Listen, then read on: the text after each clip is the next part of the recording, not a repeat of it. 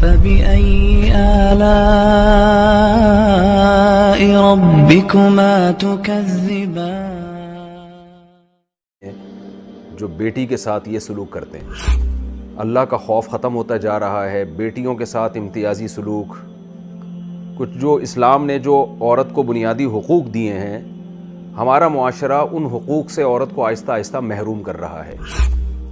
عرب میں یہ دستور تھا بیٹی کو زندہ دفن کرنے کا۔ نبی صلی اللہ علیہ وسلم نے بیٹیوں کو کیسی محبت دی، صحیح مسلم کی آپ حدیث دیکھ لیجئے۔ رسول اللہ صلی اللہ علیہ وسلم ایک دفعہ مسجد میں تشریف لائے، صحابہ کہتے ہیں کہ ہم نماز کے انتظار میں تھے، آپ صلی اللہ علیہ وسلم نے اپنی نواسی، چھوٹی سی بچی تھی، نواسی بیٹی کی بیٹی، اس کو اپنے کندھے مبارک پہ بٹھایا ہوا تھا۔ بسم اللہ الرحمن الرحیم۔ پچھلے دنوں آپ سب حضرات نے ایک سوشل میڈیا پہ ایک وائرل تصویر دیکھی ہوگی، ایک معصوم سی بچی کو اس کا باپ قتل کر دیتا ہے۔ دل دہل گیا یہ منظر دیکھ کر، یہ خبر سن کے کہ ایسے سفاک اور ظالم لوگ بھی ہیں جو بیٹی کے ساتھ یہ سلوک کرتے ہیں۔ لیکن یہ ایک ایسی چیز ہے جس پر میں بہت عرصے سے، میں کیا سب علماء بول رہے ہیں کہ ہمارے ہاں اللہ کا خوف ختم ہوتا جا رہا ہے، بیٹیوں کے ساتھ امتیازی سلوک، کچھ جو اسلام نے جو عورت کو بنیادی حقوق دیے ہیں، ہمارا معاشرہ ان حقوق سے عورت کو آہستہ آہستہ محروم کر رہا ہے۔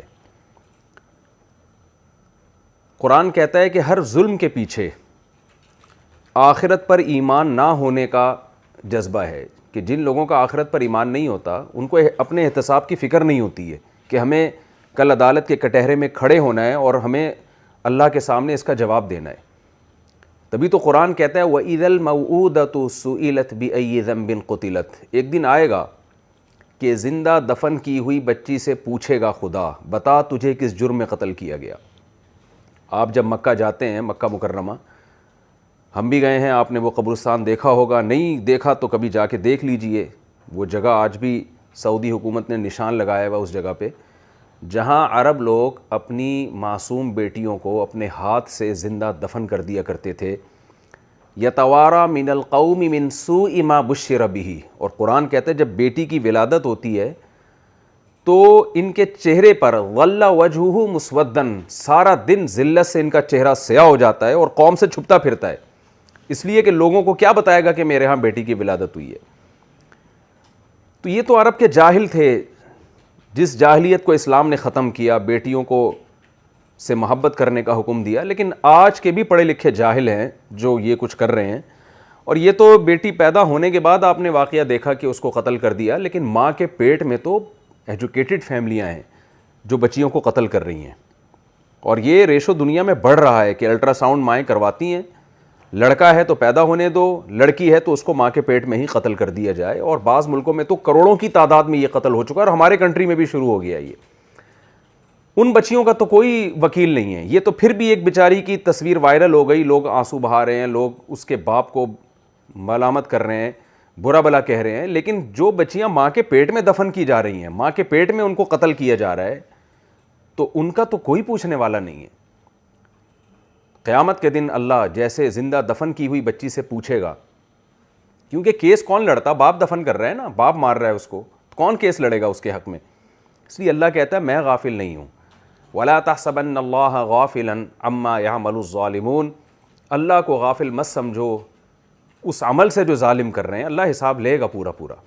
اس لیے قرآن کہتا ہے وَإِذَا الْمَوْءُودَةُ سُئِلَتْ، یہ جو بچیاں زندہ دفن ہوئی ہیں، میں ان کو قیامت کے دن عدالت کے کٹہرے میں لاؤں گا اور بتاؤں گا، بتا اپنے باپ سے پوچھ کے تو نے مجھے کیوں قتل کیا ہے۔ تو جو لوگ ان معصوم جانوں کے ساتھ ظلم کر رہے ہیں، ان کے حق تلفی کر رہے ہیں، عورت کمزور اللہ نے پیدا کی ہے، بسا اوقات وہ اپنے حقوق کی جنگ نہیں لڑ سکتی۔ ہمارے ہاں تو ظالم مرد کیا کرتے ہیں، میں نہیں کہہ رہا کہ سارے مرد ایک جیسے ہوتے ہیں، لیکن ظالم مرد اس کی کمزوری کا ناجائز فائدہ اٹھاتے ہیں۔ ہمارے نبی صلی اللہ علیہ وسلم نے بیٹے اور بیٹیوں میں فرق سے منع کیا ہے۔ آپ کسی بھی مفتی سے، عالم سے مسئلہ پوچھ لیں، مرنے کے بعد عورت کو وراثت آدھی دی گئی ہے، یہ درست ہے، لیکن اس میں بھی کیا حکمت ہے، اس پہ خرچے، اس پہ ذمہ داریاں بہت تھوڑی ڈالی گئی ہیں۔ مثال کے طور پر ایک بیٹے کو اگر 2 لاکھ روپے ملتے ہیں اور بیٹی کو 1 لاکھ روپے وراثت میں ملتا ہے، تو 2 لاکھ میں لڑکے پہ ذمہ داریاں اتنی ڈالی گئی ہیں، وہ 2 لاکھ سارے اس سے خرچ کرائے گئے ہیں، اور بیٹی پر کوئی خرچہ نہیں ڈالا گیا۔ اس کی اولاد کا خرچہ اس کے شوہر پہ، خود اس کا خرچہ اس کے ہسبینڈ پہ، اس کے شوہر پہ، تو اس کا کو 1,00,000 روپے دے کے بھی بچایا گیا ہے، اور شوہر کو وراثت میں 2,00,000 دے کے اس سے خرچ کروائے گئے، تو نتیجے کے لحاظ سے عورت کے پاس بچت زیادہ ہوتی ہے۔ اگر آپ اسلام کے حکام کی گہرائی میں جائیں گے تو اسلام نے ہر جگہ عورت کی رعایت کی ہے۔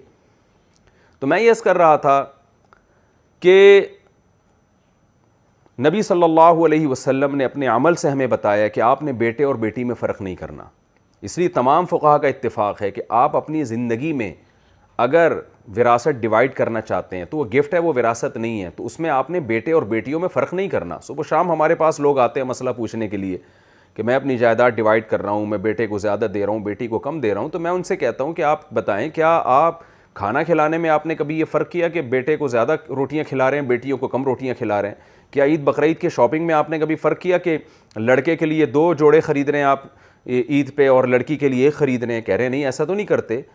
تو بھائی وہ بھی آپ کی اولاد ہے، تو آپ گفٹ دینے میں بھی آپ کو برابری کرنی پڑے گی، الا یہ کہ کوئی ترجیح کی وجہ ہو۔ وہ وجہ لڑکا یا لڑکی ہونا نہیں ہو سکتی، وہ وجہ ضرورت ہو سکتی ہے، خدمت ہو سکتی ہے، اس کے مسائل آپ علماء کرام سے پوچھ سکتے ہیں، لیکن نارملی آپ کو اولاد میں برابری کرنی پڑے گی۔ اس میں لڑکا اور لڑکی میں فرق کرنا یہ شریعت کی نظر میں ظلم ہے۔ رسول اللہ صلی اللہ علیہ وسلم کے ساتھ ایک معاملہ آیا کہ ایک صحابی آئے کہ میں اپنے 2 بچوں کو 2 میں سے 1 کو گفٹ دے رہا ہوں، دوسرے کو نہیں دے رہا، آپ اس پہ گواہ بن جائیں۔ آپ نے فرمایا میں ظلم پہ گواہ نہیں بنتا۔ تو اولاد چاہے لڑکا ہو یا لڑکی ہو، اس میں نبی صلی اللہ علیہ وسلم نے برابری کا حکم دیا ہے۔ ایک طرف اگر آپ زیادہ مائل ہو جاتے ہیں اور دوسرے کو نظر انداز کر دیتے ہیں تو شریعت کی نظر میں یہ عمل ظلم ہے۔ تو میں یہ عرض کر رہا تھا کہ اللہ تعالیٰ نے مردوں کو حکم دیا ہے کہ وہ عورت کی کمزوری سے ناجائز فائدہ نہ اٹھائیں۔ قرآن میں پوری سورہ نساء ہے، نساء کا مطلب ہی عورتیں، پوری سورت کا نام اللہ نے نساء رکھ دیا، اور کتنی تفصیل سے اللہ نے اس میں عورت کا حق بیان کیا ہے۔ یا ایھا الذین آمنوا لا یحل لکم ان ترثوا النساء کرہا، ایمان والو تمہارے لیے عورت کے مال کا وارث بننا جائز نہیں ہے کہ اس کے مال تم زبردستی گھسیٹ لو، ہڑپ کر لو۔ کتنے ہمارے گاؤں دیہات ایسے ہیں جن میں لڑکیوں کو وراثت دینے کا معمول ہی نہیں ہے۔ قرآن تو الگ سے ہائی لائٹ کر رہا ہے کہ آپ عورت کا مال نہیں کھا سکتے، ان کا مہر خوش دلی کے ساتھ ان کو دیا کرو، ان کی وراثت دیا کرو۔ عربوں میں یہ دستور تھا کہ عورت کو طلاق دے دیتے تھے، طلاق دینے کے بعد اسے کہیں شادی نہیں کرنے دیتے تھے، اس خوف سے کہ جو کچھ ہم نے مال دیا ہے یہ سارا مال اپنے ساتھ لے جائے گی۔ قرآن نے جگہ جگہ اس سے روکا، لا تعضلوہن ان ینکحن ازواجہن، تمہیں اجازت نہیں ہے کہ ان کو تم نکاح کرنے سے روکو، لتذہبوا ببعض ما آتیتموہن، تاکہ تم نے جو ان کو گفٹ دیے ہیں یا تمہاری طرف سے جو مال ان کو ملا ہے تم ان کو واپس لے لو، اس نیت سے تمہیں اجازت نہیں ہے کہ تم انہیں کہیں نکاح کرنے سے روکو۔ آج ہم صبح و شام دیکھ رہے ہیں کہ اپنا دیا ہوا مال تو لیتے ہی ہیں، جو وہ بیچاری اپنے باپ کے گھر سے جہیز لے کر آئی ہے، طلاق کے بعد اس جہیز پہ بھی قبضہ کر کے بیٹھ جاتے ہیں۔ عدالتوں میں صبح و شام کیس چل رہے ہوتے ہیں، لسٹیں پیش کی جا رہی ہوتی ہیں، کون سا مال اپنے گھر سے لائی تھی، کون سا شوہر نے دیا ہے۔ کس قدر جہالت کی بات ہے۔ آپ وہی اس جاہلیت کے ماحول میں رہ رہے ہیں، اسلام سے پہلے جو عربوں کا ایک رواج تھا۔ آپ تو ایک جو ہے نا کلمہ گو مسلمان ہیں، مسلم گھرانے میں آپ پیدا ہوئے ہیں، تو ان احکام کا آپ کو خیال کرنا پڑے گا۔ عرب میں یہ دستور تھا بیٹی کو زندہ دفن کرنے کا۔ نبی صلی اللہ علیہ وسلم نے بیٹیوں کو کیسی محبت دی، صحیح مسلم کی آپ حدیث دیکھ لیجئے۔ رسول اللہ صلی اللہ علیہ وسلم ایک دفعہ مسجد میں تشریف لائے، صحابہ کہتے ہیں کہ ہم نماز کے انتظار میں تھے، آپ صلی اللہ علیہ وسلم نے اپنی نواسی، چھوٹی سی بچی تھی، نواسی بیٹی کی بیٹی، اس کو اپنے کندھے مبارک پہ بٹھایا ہوا تھا۔ صحابہ حیران ہوئے کہ یہ منظر تو ہم نے کبھی نہیں دیکھا کہ سید الانبیاء مسجد نبوی میں نماز پڑھنے نہیں بلکہ پڑھانے کے لیے تشریف لا رہے ہیں، اور اپنی بیٹی کی بیٹی کو آپ صلی اللہ علیہ وسلم نے اپنے کندھے مبارک پہ بٹھایا ہوا ہے، اور آپ صلی اللہ علیہ وسلم نے اسی طرح مصلی پہ کھڑے ہو کر نماز شروع کرا دی۔ یہ عمل عام طور پہ نہیں کرتے، لیکن آپ صلی اللہ علیہ وسلم نے اپنی نواسی کو اپنے کندھے، اپنے شان مبارک پہ بٹھایا ہے، اور مصلی پہ کھڑے ہو کر پیچھے ابو بکر و عمر رضی اللہ عنہما جیسے صحابہ کھڑے ہوئے ہیں، آپ صلی اللہ علیہ وسلم نے نماز پڑھانا شروع کی۔ صحابہ حیران ہو رہے ہیں کہ آج یہ کیسا نماز کا انداز ہے، یہاں تک کہ جب نبی صلی اللہ علیہ وسلم رکوع میں گئے ہیں تو گرنے کا خطرہ تھا، آپ نے اپنی نواسی کو اپنے کندھے سے اتارا۔ یہاں تک بھی بات سمجھ میں آتی ہے، لیکن عجیب در عجیب بات یہ ہے کہ جب آپ صلی اللہ علیہ وسلم سجدے سے دوبارہ قیام کی طرف گئے ہیں تو اپنی نواسی کو ہاتھ مبارک سے اٹھا کے دوبارہ اپنے کندھے پہ بٹھا لیا. پوری 4 رکعتیں آپ صلی اللہ علیہ وسلم نے اس طرح سے پڑھائی ہیں. شارحین حیران ہیں, محدثین حیران ہیں کہ بھئی یہ عمل جو نبی نے زندگی میں کبھی نہیں کیا, تو اپنی نواسی کو اتنا پروٹوکول کیوں دیا آپ صلی اللہ علیہ وسلم نے؟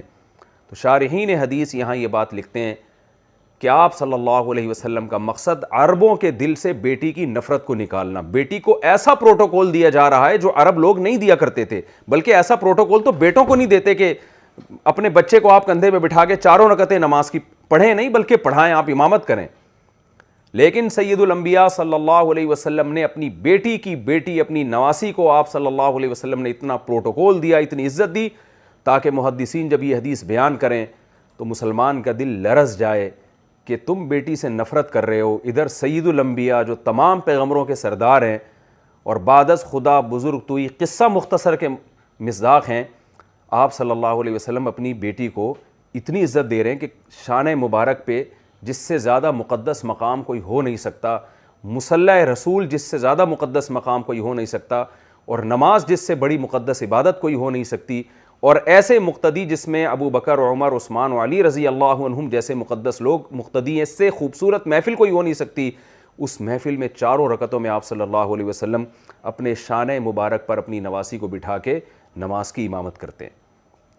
تو آپ خدا را ہوش کے ناخن لیں کہ بیٹی کی پیدائش پہ ناک منہ چڑھانا, قرآن کیا کہہ رہا ہے؟ یَهَبُ لِمَن یَشَاءُ إِنَاثًا وَیَهَبُ لِمَن یَشَاءُ الذُّکُورَ, جس کو چاہتا ہوں بیٹیاں گفٹ کرتا ہوں. ہبا گفٹ کو کہتے ہیں عربی میں, پینلٹی کو نہیں کہتے. اور جس کو چاہتا ہوں بیٹے گفٹ کرتا ہوں. اَوْ يُزَوِّجُهُمْ ذُكْرَانًا وَإِنَاثًا, جس کو چاہتا ہوں دونوں گفٹ کر دیتا ہوں, بیٹے بھی اور بیٹیاں بھی.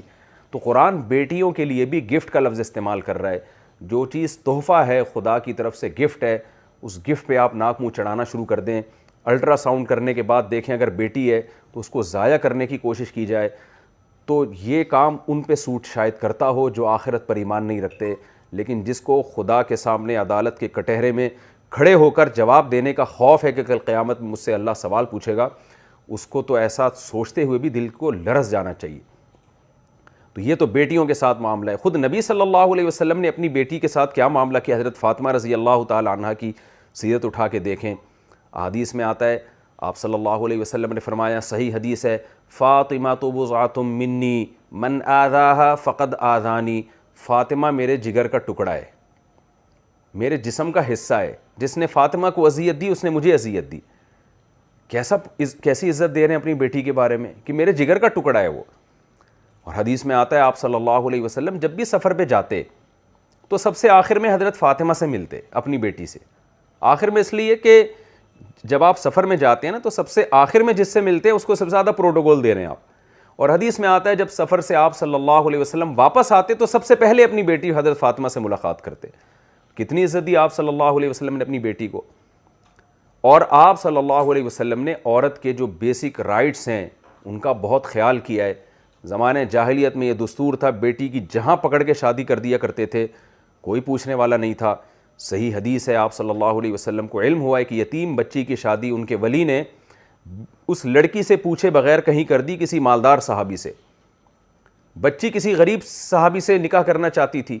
آپ صلی اللہ علیہ وسلم نے ان کے ولی کو بلایا کہ تم نے اس کا نکاح یہاں کیوں کیا ہے؟ ان صحابی نے عرض کیا, یا رسول اللہ کہ ان کے والد نے مجھے ولی بنایا تھا, والد کا انتقال ہو گیا ہے, تو میں نے اس بچی کے رشتے کے لیے وہی سوچا ہے جس ایسے شخص کا ان کے لیے وہی سوچا ہے جو ان کے لیے بہتر ہے. حدیث کا مفہوم میں آپ کے سامنے بیان کر رہا ہوں. آپ صلی اللہ علیہ وسلم نے اس رشتے کو ختم کروایا اور اس لڑکی کا نکاح, آپ نے اس یتیم بچی کا نکاح وہاں کیا جہاں وہ چاہ رہی تھی. اور پھر آپ صلی اللہ علیہ وسلم نے فرمایا, لن ترى للمتحابین مثل النکاح, دو محبت کرنے والوں میں نکاح سے بہتر کوئی چیز نہیں ہے. جب یہ لڑکی کہیں کسی کو لائک کرتی ہے, کہیں نکاح کرنا چاہتی ہے اور وہ بھی ان سے نکاح کرنا چاہتے ہیں, تو آپ درمیان میں ان کے درمیان رکاوٹ نہ ڈالیں. کس قدر عزت دی آپ صلی اللہ علیہ وسلم نے. تو ہمارے ہاں یہاں بھی ایک مسئلہ ہے, بچی جو اچھے شریف گھرانوں میں بچی کی رائے کا خیال ہی نہیں کیا جاتا, اس کی رائے کو اس کا گلا گھونٹا جاتا ہے. اور میں یہ نہیں کہہ رہا کہ آپ جہاں وہ چرسی ہیروئنچی کو پسند کرے آپ کر دیں, ظاہر ہے وہ ناسمجھ ہے, لیکن اتنی بھی اپنی رائے مسلط نہ کریں کہ اس کا کہیں رجحان ہی نہیں اور آپ زبردستی اس کا نکاح کرا رہے ہیں. اس کی مرضی کا بھی خیال کرنا چاہیے اس میں. تو پھر نبی صلی اللہ علیہ وسلم نے ازواج کے معاملے میں جب وہ بیوی کے روپ میں آپ کے نکاح میں آئے تو اس کے ساتھ کیسا معاملے کا حکم دیا. خود آپ صلی اللہ علیہ وسلم کا اپنی ازواج کے بارے میں آپ معاملات دیکھیں.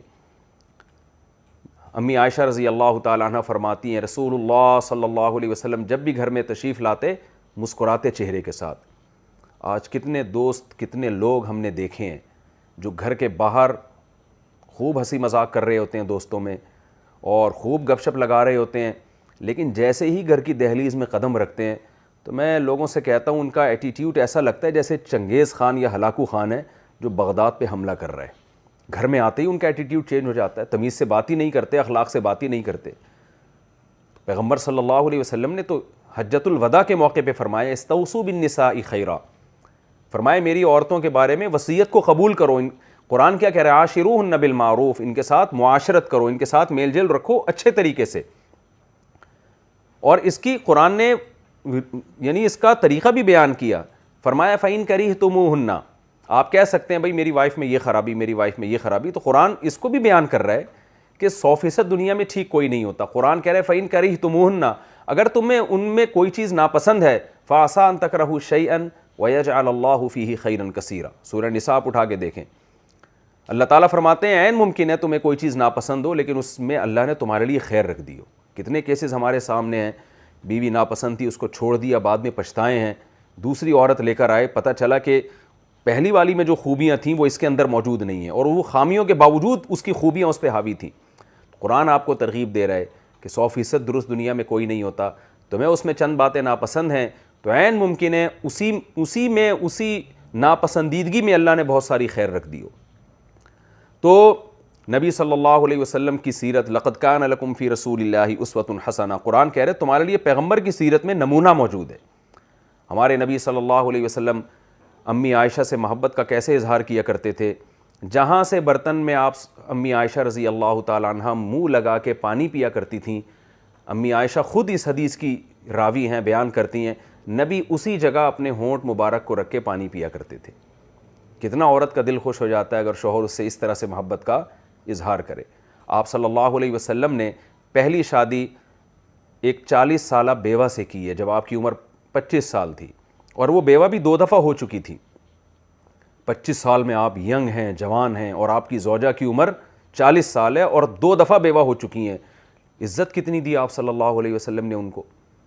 جب کوئی اہم معاملہ ہوتا آپ اپنی زوجہ کے سامنے وہ معاملہ رکھتے, ان سے مشورہ لیتے. جب پہلی دفعہ آپ صلی اللہ علیہ وسلم پر وحی نازل ہوئی آپ گھبرا گئے, بے چین ہو گئے. سب سے پہلے اپنی پریشانی اپنی زوجہ کے ساتھ شیئر کیا آپ نے, ان کو بتایا کہ میرے ساتھ ایسا معاملہ ہوا ہے, تو آپ مجھے مشورہ دیں کیا کرنا چاہیے مجھے. کتنی عزت دی, کتنا پروٹوکول دیا.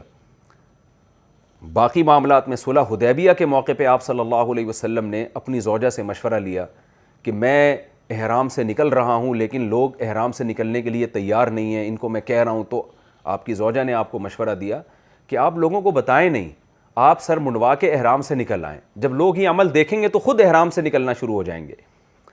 تو اسلام نے عورت کو ایک مقام دیا ہے, اس کو اس کا حق دیا ہے.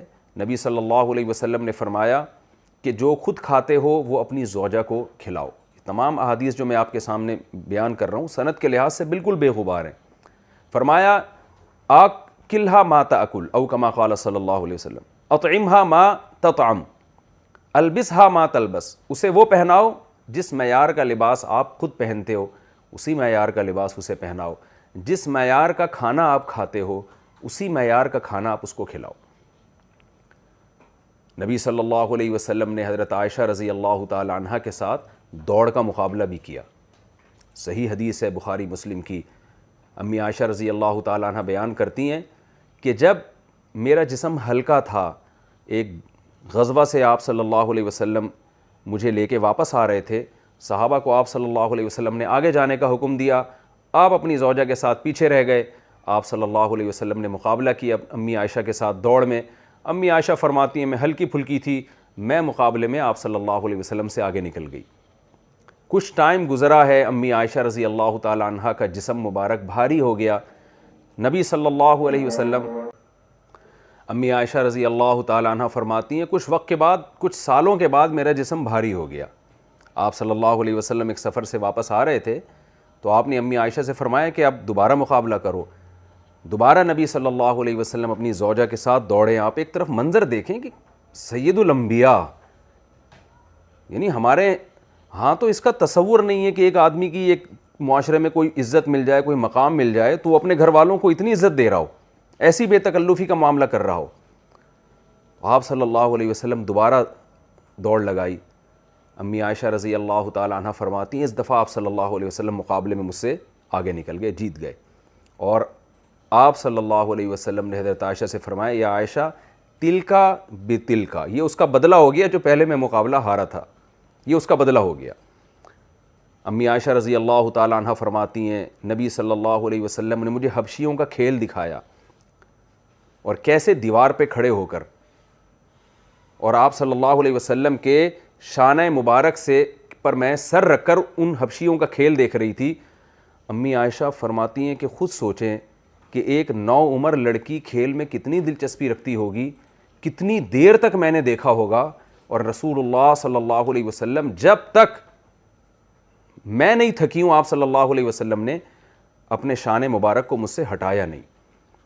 یہ عزت اور یہ مقام عورت کو رسول اللہ صلی اللہ علیہ وسلم نے دیا صرف ہمیں سکھانے کے لیے کہ اگر تم میرے امتی ہو اور مجھے مانتے ہو اور یہ سمجھتے ہو کہ میری اسوہ میں تمہارے لیے کوئی سبق ملتا ہے تو اس امت کے امتی بھی پھر ایسے ہی چلیں گے. ایک صحابی آئے رسول اللہ صلی اللہ علیہ وسلم سے سوال کیا یا رسول اللہ من احق الناس بحسن خلقی. یہ تو اور بیٹی کا میں نے بتایا، بیوی کا میں نے بتایا، اب ماں کے کیا حقوق اسلام نے بیان کیے. صحابی آئے یا رسول اللہ من احق الناس بحسن خلقی، یا رسول اللہ میرے سب سے زیادہ اخلاق کا مستحق کون ہے. اس کو میں اپنے الفاظ میں یوں بیان کرتا ہوں کہ ہم جب دنیا میں کسی سے بات کرتے ہیں تو میٹھے لہجے میں مٹھاس ڈالنی پڑتی ہے. اخلاق کا تو یہی مطلب ہے نا کہ آپ میٹھے لہجے میں بات کریں، نرم لہجے میں. تو سب سے زیادہ میٹھی زبان کس سے بات کرتے ہوئے میں استعمال کروں؟ تو آپ صلی اللہ علیہ وسلم نے فرمایا امک، تمہارے اخلاق کا سب سے زیادہ حقدار تمہاری ماں ہے. صحابی نے عرض کیا یا رسول اللہ ثم من، ماں کے بعد دوسرے نمبر پہ کون ہے؟ دیکھیے صحابی کا مطلب تھا ماں کے بعد، لیکن نبی صلی اللہ علیہ وسلم نے اپنے جواب کو دوبارہ ریپیٹ فرمایا امک، ماں کے بعد دوسرے نمبر پر بھی اچھے اخلاق سے بات کرنی ہے ماں کے ساتھ ہی. کیسی بلاغت ہے اس کلام میں. پھر ان صحابی نے پوچھا یا رسول اللہ، کیا مطلب؟ وہ صحابی بزبان حال کہہ رہے ہیں میں سمجھ گیا کہ ماں کے بعد ماں کا نمبر ہے، لیکن اس کے بعد کس کا نمبر ہے؟ آپ صلی اللہ علیہ وسلم نے فرمایا ثم امک، اس کے بعد بھی ماں ہی کا نمبر ہے. کیسی زبردست تعلیم دی جا رہی ہے. پھر صحابی نے پوچھا یا رسول اللہ اس کے بعد؟ آپ نے فرمایا ابوک، اس کے بعد تمہارے والد کا نمبر ہے. کیا مطلب؟ اس کو میں اپنے الفاظ میں اس حدیث کی تشریح یوں کرتا ہوں کہ جب آپ والدہ سے بات کریں تو اپنے کلام میں 1 چمچ چینی کے بجائے 3 چمچ چینی گھولیں. آپ اتنا میٹھا کریں اپنے کلام کو، اس کے بعد آپ اپنی ماں سے بات کریں. قرآن نے والدین کے حقوق بیان کیے، لیکن ماں کی جو ذمہ داریاں ہیں اس کو الگ سے ہائی لائٹ کیا.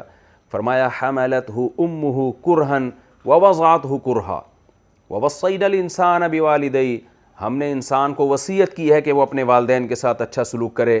قرآن آگے کیا کہتا ہے؟ حملتہ امہ کرہن ووضعتہ کرہا، ماں تکلیف کے ساتھ اپنے پیٹ میں بچے کے بوجھ اٹھاتی ہے اور تکلیف کے ساتھ جنتی ہے. وحملہ وفصالہ 30 شہرا، اور پھر کتنا ٹائم لگتا ہے اس کا دودھ چھڑانے میں؟ 30 مہینے کا عرصہ ہے یہ حمل کا اور دودھ چھڑوائی کا.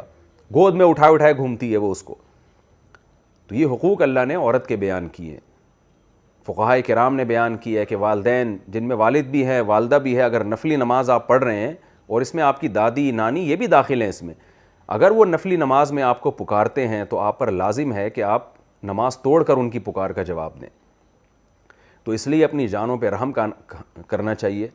بعض علاقوں میں ہمیں اطلاعات آتی ہیں، میں تو اب اس پر حیران ہوں، کچھ ظلم تو ایسے تھے جو دنیا میں ظلم سمجھے تو جاتے تھے، ہوتے تھے لیکن سمجھے جاتے تھے. اب تو پڑھے لکھے طبقے میں وہ ظلم آ گئے ہیں. وہ اس کو ظلم سمجھتے ہی نہیں ہیں. وہ جن میں سب سے بڑا ظلم کہ اس کی پیدائش کو ہی روکا جا رہا ہے. یعنی الٹرا ساؤنڈ کیا جاتا ہے, لڑکی ہے تو اس کو مار دو, یا بیٹی پیدا ہو رہی ہے اس پہ رو رہے ہیں, تو یہ بہت خطرناک بات ہے. یہ اللہ کے غضب اور قہر کو دعوت دینے والی بات ہے کہ جس صنف کے اللہ نے اتنے فضائل بیان کیے اور جس کے اتنے حقوق بیان کر دیے, اس کے ساتھ یہ سلوک کرنا یہ اللہ کے غضب اور اس کے قہر کو دعوت دینے والی بات ہے. اللہ تعالیٰ سے میں دعا کرتا ہوں کہ اللہ تعالیٰ ہمیں حقیقی معنوں میں اسلام کو پر چلنے کی توفیق عطا فرمائے. اور یہ جو بچیوں کے اس طرح کے واقعات آ رہے ہیں, بیٹیوں کے پیدائش پہ رونا, مجھے تو حقیقت ہے کہ دل سے ان لوگوں کے لیے دعا کے لیے بھی الفاظ نہیں نکلتے کہ اللہ ان کو ہدایت دے. دل چاہتا ہے کہ آدمی بد دعا دے کہ اللہ ایسے بدبخت لوگوں سے ہمارے معاشرے کو پاک کر دے, لیکن بہرحال منہ سے الفاظ اچھے نکالنے چاہیے. دعا ہم یہی کرتے ہیں کہ اللہ ایسے بدبخت لوگوں کو ہدایت دے اور بیٹی کی نعمت کو نعمت سمجھنے کی اللہ انہیں توفیق دے. اور یہاں میں آخر میں ایک بات کرتا چلوں, کیونکہ لوگوں کی کالز آتی ہیں, لوگوں کے حالات آتے ہیں. آج ایک نیا ظلم بھی ہمارے معاشرے میں عورت پر ہوتا ہے, اس پر کمانے کا بوجھ ڈالا جا رہا ہے. ایسی لڑکیاں ہیں جاب کر کے اپنے شوہر کو بھی پال رہی ہیں, ساس سسر کو بھی پال رہی ہیں, اور وہ دیوروں تک کو پال رہی ہیں. کمانا مرد کی ذمہ داری ہے, اور اللہ نے مرد پر یہ ذمہ داری دی ہے کہ آپ نے عورت کو کھلانا ہے. تو مرد کھلا کے خوش ہوتا ہے, تو خدا را کھلانے والے بنے, کھانے والے نہ بنے. اللہ تعالی ہمیں شریعت کے مطابق جو اللہ نے ایک دوسرے کے حقوق ہم پر رکھے ہیں ان حقوق کو بھرپور طریقے سے بجا لانے کی توفیق عطا فرمائے اور غیرت والی زندگی نصیب فرمائے. وما علینا